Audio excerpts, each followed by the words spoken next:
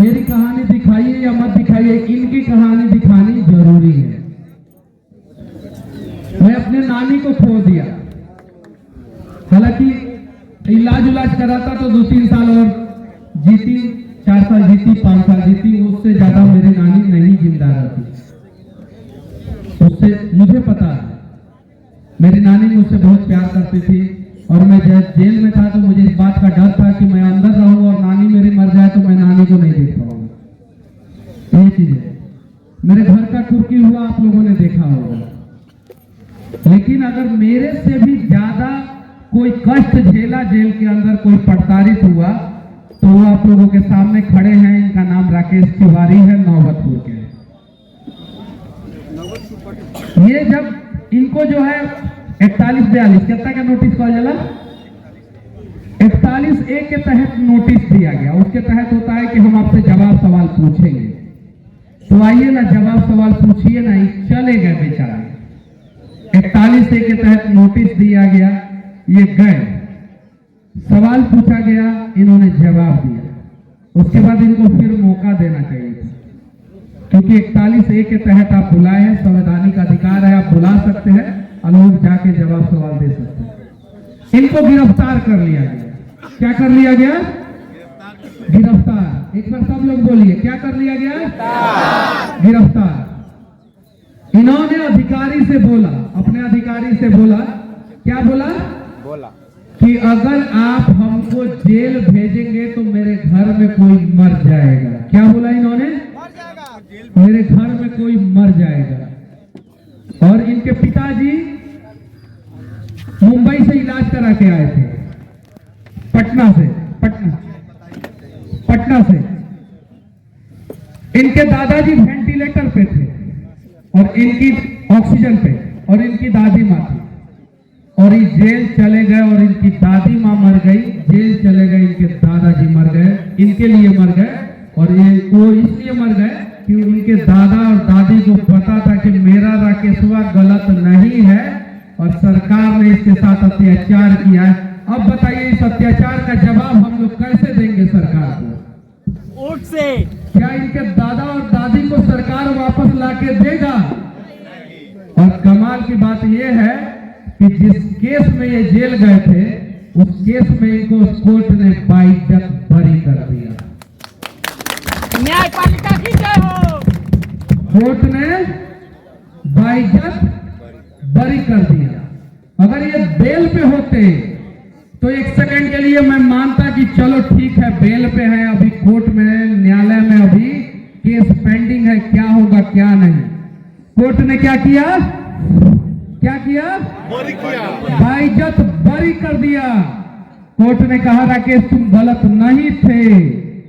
अब बताइए इनके दादा और दादी को कौन वापस लेके आएगा? और ऐसे अनेकों दादा दादी, मामा मामी, काका काकी, मौसा चाचा, ना जाने कितने लोगों का बेटा बेटी, बहन भाई मर जाता है और सिस्टम और सरकार आंख खोल के देखते रहता है और उसके आंख में एक बूंद आंसू भी नहीं आता है।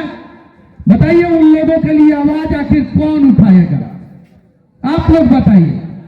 क्या आप इस इंतजार में हैं कि आपके घर में किसी की मौत हो जाए इस सिस्टम की वजह से, इस सरकार की वजह से? नहीं। आप लोग इस इंतजार में हैं? बताइए क्या दोस्त था इनका? लेकिन बाकी कहानी जो है वो राकेश भाई बताएंगे कि इनके साथ क्या हुआ था, कैसे हुआ था, और आज जो है कोर्ट ने इनको बाइज्जत बरी कर दिया। बताइए। देखिए इस केस के बारे में आज से पहले हमने कभी कुछ नहीं बोला है। जिस समय केस हुआ था उस वक्त भी बहुत सारे लोग आरोप लगाते हैं कि मनीष कश्यप ने ये बोला इसलिए इनको इतना दिन रखा गया, ये किया वो किया, लेकिन हम आज तक इस केस के बारे में कुछ नहीं बोले थे। अरेस्ट होने के बाद भी, जेल से निकलने के बाद भी, और आज बोल रहे हैं। पूरी कहानी सुनने के लिए तैयार है ना? 5 मिनट का समय लेंगे समझे। और आज का दिन जो है ना वो भी बहुत खास है, क्योंकि आज ही का वो दिन है। पिछले वर्ष 9 मार्च को मुझे जेल भेजा गया था। आज के दिन ही मुझे जेल भेजा गया था। और मेरे घर की स्थिति क्या है वो मैं बता रहा हूं। मेरे पापा को महावीर कैंसर संस्थान से मैंने पटना में ही ऑपरेशन करवाया था और वो घर पे थे, बेड रेस्ट पे थे। मेरे दादाजी 3 साल से ऑक्सीजन सिलेंडर के जरिए जी रहे थे, यानी मेरे घर पे सारा व्यवस्था था और घर पे ही ऑक्सीजन सपोर्ट पे वो जिंदा थे, यानी उनको किस तरह से देख रेख की जरूरत होगी आप लोग समझ सकते हैं। मेरी दादी गिर गई थी, कुल्हा टूट गया था और उनका सारा क्रियाकलाप बेड पे। घर में करने वाली बस एक मेरी माँ थी और एक हम थे जो बाहर का दवा उवा वगैरह ला के देते थे। मेरे चाचा जी अपने 12 साल के बेटे को लेकर मुंबई के टाटा कैंसर हॉस्पिटल में इलाज करवाने गए थे और ऐसे में मुझे नोटिस भेजा गया और होली के दिन बुलाया गया। आप लोग बताइए होली के दिन कौन बुलाता है पूछताछ के लिए? होली के दिन बुलाया गया, मेरे चाचा ही जाके बात किए, उसके बाद उन्होंने एक दिन का समय लिया। एक दिन बाद हम खुद गए, मेरे ऊपर कोई भी पहले से मुकदमा नहीं था, पहले से मेरे ऊपर कोई केस नहीं था, किसी तरह का मैंने कोई काम ही नहीं किया था। सच कहूं तो मैं वीडियो बस शौक के लिए बनाता था, कहीं कुछ गलत हो रहा है, कहीं कोई भ्रष्टाचार है उसके खिलाफ बोलता था, अच्छा लगता था मुझे। बाकी मेरी पढ़ाई चल रही थी और मेरा यही था, परिवार वालों का भी यही था शौक कि हम पढ़ लिख के कहीं वो नौकरी कर ले। लेकिन मुझे बुलाया गया, मैं गया। मैं इसलिए गया कि मेरे घर पे पुलिस वाले ना जाए, क्योंकि मेरे घर पे अगर पुलिस वाले जाएंगे तो 3 पेशेंट मेरे घर पे थे और उन लोगों के साथ क्या होता आप सोच सकते हैं, उसके बारे में सोच के मेरे ऊपर क्या बीत रहा होगा वो आप सोचिए। मैं गया, मेरे से पूछताछ होने लगी, मुझसे कैमरा मांगा गया, मैं कैमरा दे दिया, मेरे से मोबाइल मांगा गया, मैं मोबाइल दे दिया, मेरे से जो पूछा गया मैं सब कुछ, मुझे जो पता था मैंने बताया। फिर भी मुझे गिरफ्तार कर लिया गया। मैं गिड़गिड़ाता रहा, रोता रहा और मुझे मेरे जीवन में मुझे याद ही नहीं कि आज तक उतना मैं किसी के सामने रोया। खूब रोया, खूब गिड़गिड़ाया। मैंने कहा कि अगर मुझे जेल भेज दीजिएगा तो मेरे घर पे किसी न किसी एक का जो है डेथ हो जाएगा। और मुझे पता था कि कोई एक जो है मेरे घर पे दुनिया को छोड़ के चला जाएगा, लेकिन उन लोगों ने नहीं सुना। पता नहीं किसके प्रेशर में, उन लोगों को सोचना चाहिए वो पढ़ लिख के जो है इस जगह पे पहुंचे थे, लेकिन फिर भी पता नहीं किसके दबाव में, वो पढ़ाई किया जब किसी के दबाव में आपको काम करना पड़े, लेकिन फिर भी वो लोगों ने भेजा। मैं जेल गया, जेल में हम पहली बार जेल गए थे। वहां किसी तरह से हम एडजस्ट करके 10-15 दिन बिताए, लग रहा था कि अब निकल जाएंगे। अचानक एक दिन शाम में जो है खबर आती है, पुलिस वाले आके बताते हैं कि बाहर एक डेड बॉडी आया हुआ है। अब सोचिए मेरे ऊपर क्या बीता होगा। मैं बाहर जाता हूं तो देखता हूं कि मेरी दादी का डेथ हो चुका है और डेड बॉडी जेल में आया हुआ है। अब आप लोग सोचिए कि मेरे घर में आज तक कोई पुरुष जेल में नहीं गया था मेरे से पहले, और मैं वो अभागा पोता हूं कि मैंने अपनी दादी को, जो महिला है, उनको जेल में आने पे मजबूर कर दिया, वो भी मरने के बाद। मरने के बाद मेरी दादी जेल में आई और बाहर से ताला लगा, और ताला लगने के बाद यानी मेरी दादी कैद हुई, बेऊर जेल में बंद हुई। उसके बाद मैंने कंधा दिया और तब मेरी दादी वहां से जो है उनको ले जाया गया और दाह संस्कार वगैरह हुआ। और ये सब कुछ भी था, मैंने सब कुछ सहा। जेल के आने के बाद कुछ दिनों के बाद मेरे दादाजी का भी स्वर्गवास हो गया।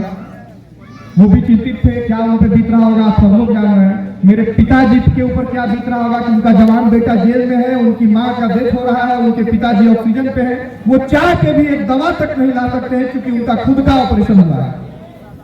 और ये तमाम मुसीबतें हमने झेला और अब जाके जेल से निकलने के बाद भी मैंने कुछ नहीं बोला। मैं इंतजार कर रहा था कि वो तो एक दिन ऐसा आएगा ही, मैं जान रहा हूं कि मैं सच्चा हूं, मैं निर्दोष हूं, मुझे पता था। और वो एक दिन आता है जब न्यायालय से मुझे दोष मुक्त कर दिया जाता है। अब ये मेरी कहानी है। मैं न्यायालय, जिन लोगों को भारत में जिन लोगों को न्यायालय पे भरोसा है वो बताए हैं तो दोष मुक्त हो गए, लेकिन मेरे वो 70 दिन, मेरी दादी का जो निधन हुआ वो, मेरे पिताजी पे जो बीता वो, मेरे घर वालों पे जो बीता वो, उसका हिसाब मांगने हम किसके पास जाए? अगर हम निर्दोष हैं तो हमको अरेस्ट करने वाले वो तमाम लोगों पे केस होना चाहिए कि नहीं होना चाहिए? होना चाहिए। और पता है हम सौभाग्यशाली है कि हम आके अपनी कहानी आप लोगों के बीच में रख रहे हैं। मेरे जैसे कितने ऐसे राकेश होंगे ना, कितने वैसे मनीष होंगे ना, जिसकी कहानी आप लोगों तक आ भी नहीं पाती है। फर्जी मुकदमा होता है, जेल में जाता है, उसका जीवन बर्बाद होता है और वो कहीं का नहीं रहता है। अब आप लोग बताइए कि जो मेरे साथ हुआ है उसके गुनाहगार को सबके सामने लाना चाहिए कि नहीं लाना चाहिए? लाना चाहिए। हम अगर हमको न्यायालय में दोष मुक्त कर दिया, यानी हम सही थे, तो फिर हमको जेल भेजा क्यों गया? हमको जेल भेजा क्यों गया? इस बात का जवाब कौन देगा? हम चाहते हैं कि आप लोग मेरी आवाज बने और आप लोग मेरे लिए इंसाफ मांगे, वरना आज हम हैं, कल हो सकता है आप में से कोई एक के पास एक को जेल भेज दिया जाएगा, केस कर दिया जाएगा, आपका जीवन कर दिया जाएगा। कौन कौन मेरे साथ है जरा हाथ उठा के बताएं। और ये पहली बार हमके बोले हैं, और जितने भी लोग कैमरा घुमा देखकर बिहार के इतने सारे यूट्यूबर अगर राकेश और मनीष के साथ खड़े हैं, तब जवाब तो उन लोगों को देना पड़ेगा, जवाब देना पड़ेगा। और किसी बिहार के युवा के साथ फिर ऐसा ना हो, फिर किसी का जीवन बर्बाद ना हो। और मेरा सपना था कि मैं एक नौकरी करके सेटल हो जाऊंगा, लेकिन अब तो हम मरते दम तक बिहार के लिए लड़ेंगे। जिस चीज के लिए हमने अपने दादी को खोया है, जिस चीज के लिए हम अपने परिवार वालों को तड़पता हुआ देखे हैं, उसके लिए अब लड़ेंगे, बिहार को बदलेंगे। और कहते हैं ना, हाथी चींटी वाला आप लोगों ने सुना होगा कहानी, हम वो चींटी बन के ना हाथी को बेचैन कर देंगे, ये बात याद रखिएगा। हम जान रहे हैं कि हम बहुत छोटे हैं, लेकिन तैयार तो छोड़ेंगे नहीं, जब तक है तब तक छोड़ेंगे नहीं। हम बस यही जानते हैं कि हम सही हैं, और सही हमको न्यायालय ने कह दिया, तो वो हम आज से पहले हमारा सारा वीडियो उठा के देख लीजिए। ना किसी पार्टी से मतलब था, ना किसी राजनीति से मतलब था, ना किसी जाति से मतलब था, सबके लिए हम वीडियो बनाते थे। फिर भी मेरे साथ ये सब कुछ हुआ। तो आज पहली बार आप लोगों के बीच में हमने अपनी बात को रखा है, और अब आप लोग अपने अपने प्लेटफॉर्म के जरिए बात रखें, और अब छोड़ेंगे नहीं। लड़ाई लंबी चलेगी, लेकिन छोड़ेंगे नहीं। और वो कहते हैं ना कि इसने नहीं फंसाया, उसने नहीं फंसाया, तो किसने फंसाया? किसी ने तो फंसाया नहीं, किसी ने तो फंसाया, किसी ने तो फर्जी मुकदमा दर्ज किया, तो उनको तो सामने आना पड़ेगा। बाकी जो है ये शुरुआत है, अभी बोलना शुरू किए हैं।